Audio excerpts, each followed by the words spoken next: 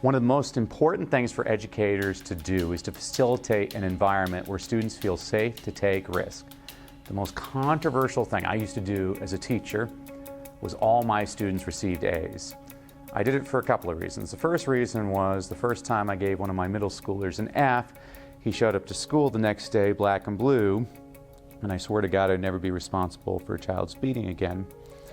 The second reason is because they want us to be research-based teachers. Okay, I've read the research. Show me the research that shows a relationship between your grade and what you learn.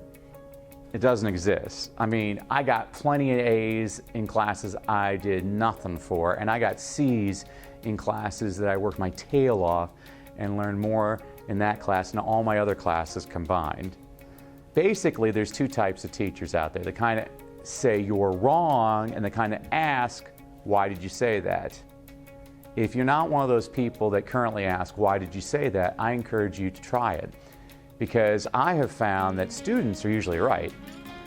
They might be using a totally different rationale than me, but the more I question them, the better I can serve them. I'll give you some examples. When I was teaching preschool, I taught at a preschool for homeless Latino students in downtown Los Angeles. And I had a little 3-year-old named Francisco. And on his whiteboard, I had written down the words Francisco and Papa. And in Spanish, I asked him to point to the word that said Papa. And he pointed to Francisco. And I asked him, well, why did you say that? And he looked at me and said, because it's bigger. Oh, he's associating the size of the word with the size of the person.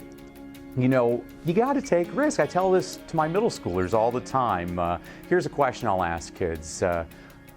What's the opposite of success?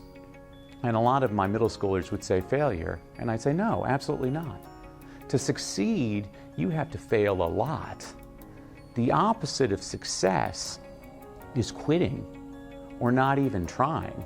Or, as I used to tell my 11th grade English students, I used to always end class with the same phrase, education is valuable, but it's execution that's priceless.